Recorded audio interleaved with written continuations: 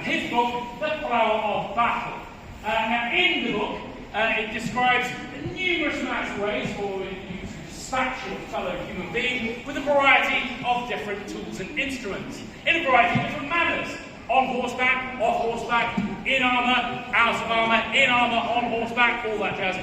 But the main weapon that is showcased in this book is the two-handed medieval longsword. Now, where this one differs from a lot of Fiore's contemporaries is he goes into explicit detail into how best to utilise this weapon. So, with that in mind, I have a very important question for you. Would you like to see our interpretation of a genuine medieval sword fight? Yes! So that's a yes. My suggestion is start with the wooden ones for the time being. I do quite like being alive. Okay. Okay, our interpretation of a medieval sword fight. Ha! Ah! Right, you win. Thank you very much for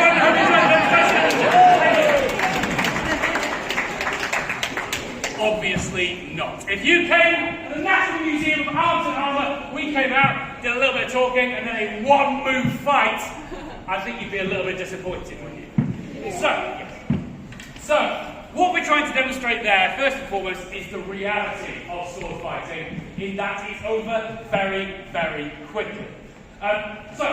What you're probably more likely to be expecting is something a bit flashier, a bit more elongated, and what we're going to try and do for you is something similar to that in a moment, but for the time being, we're going to stick with the history and what Fiore says. So what we just demonstrated, you have to make two big assumptions. The first being that India over here is the highly educated, highly well-trained, highly experienced fight master who knows exactly what she's doing.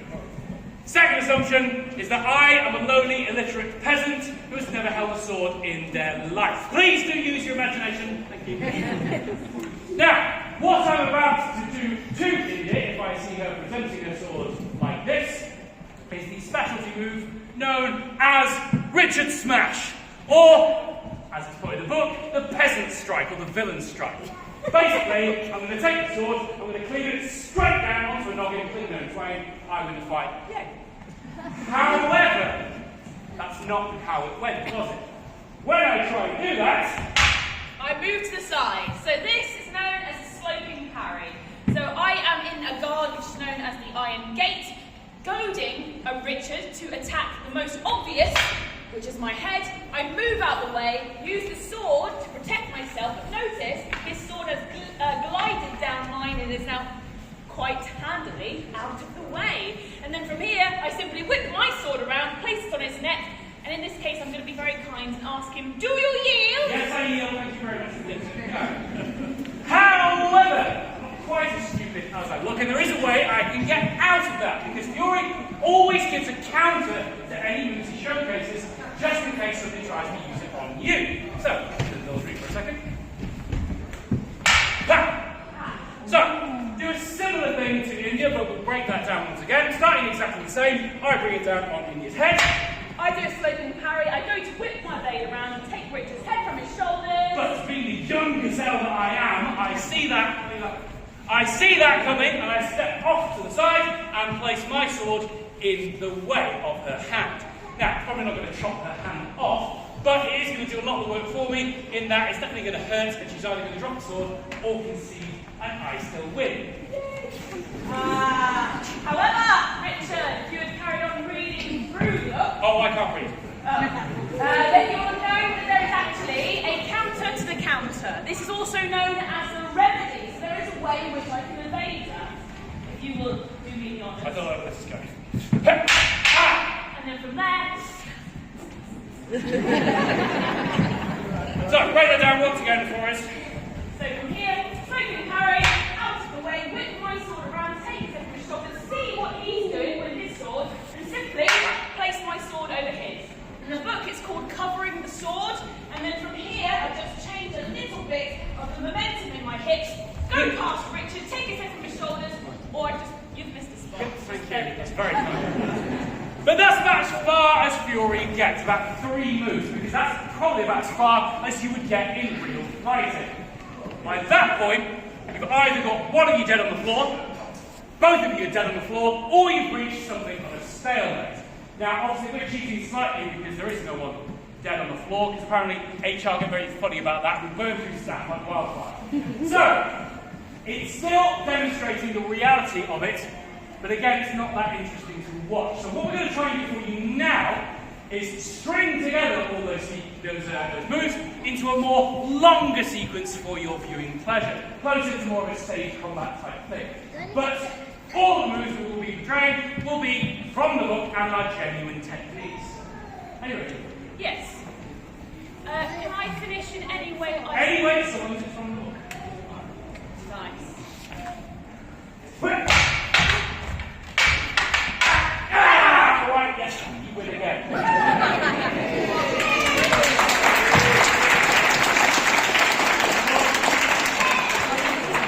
Don't encourage it. Mainly because you cheated there, yeah? Wait, no I didn't. We're supposed to train them how to use the sword, you use your foot. Ah, you see. That is where this book is incredibly interesting. Fiore talks not only about the sword, because obviously this is a dangerous weapon, but talks about the wielder. You are as much a weapon as the weapon you are holding. So in this case, I've been encouraged in Fiore's manuscript to use my whole body, almost in like a grappling way. So I can actually use the foot. In fact, there is another way I can use the foot, and I could just... Alright, okay, point prove it.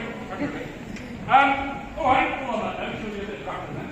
Yes, let's do some That's grappling. the way you want to do it? I do. Alright, start something. Any stance? Sure enough. Yes. Right. Long point. Bossy. Very nice. And then from here, I just break your elbows, take the pommels. Yes, very well done, India. Thank you for demonstrating. And of course, I let India do that so she could demonstrate it, because once again, in the book, even with grapples, Fiore always gives a counter. So, you can indulge me. You can try, Richard. I will try. Whether I'm able to do it or not, this is another.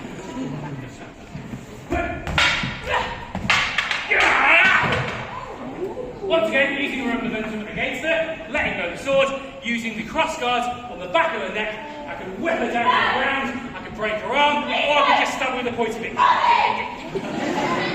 But I'm going to have it used for my fellow colleagues, so I'm going to be nice. Also, I have to do another interpretation later, so if you broke my elbow... Yeah, it's a lot of paperwork. But I feel we are having too much fun, and I think you're getting sick and tired of us using the wood ones. Do you want to see us use the proper steelies? So, what I suggest is same rules, start slightly different, and I just keep going until the everything's like Okay, so no biting. Oh, there's extra rules. Yes. Okay, right, fine, no biting. No biting, no scratching. No scratching. And in this case, no kicking. Yes, please, no kicking. Yeah, and no dying. No dying or bleeding in general, please. Yes. Our special effects budget isn't that good. So if you see red liquid seeping out from anywhere, pull that in. It's alright, it's actually working from home, so we can get away.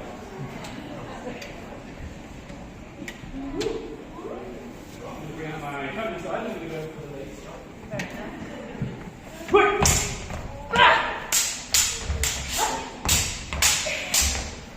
Whoa! Really? Hey, what? Second time looking at you? You can look at something else instead. Get up there! I would just like to point out that nowhere in the manuscript does it show an opponent shaking their tush. I'll have you know, this is a legitimate stance! Oh yes, what's it called? It's got a very technical name. Yes.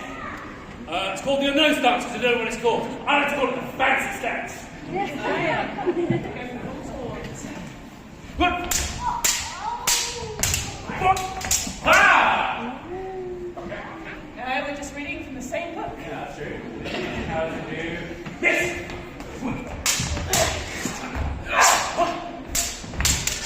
Give me that. Wait.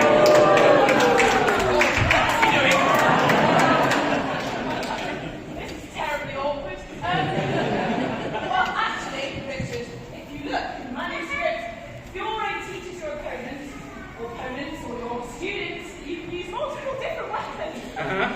So, actually, I think use this little frontal dagger You got instead. I think so. Alright, you want me to do it? What?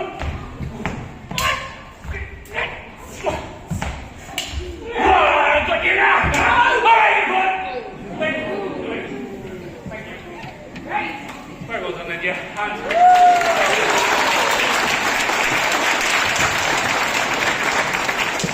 Once again, I'll let her win just so she can demonstrate.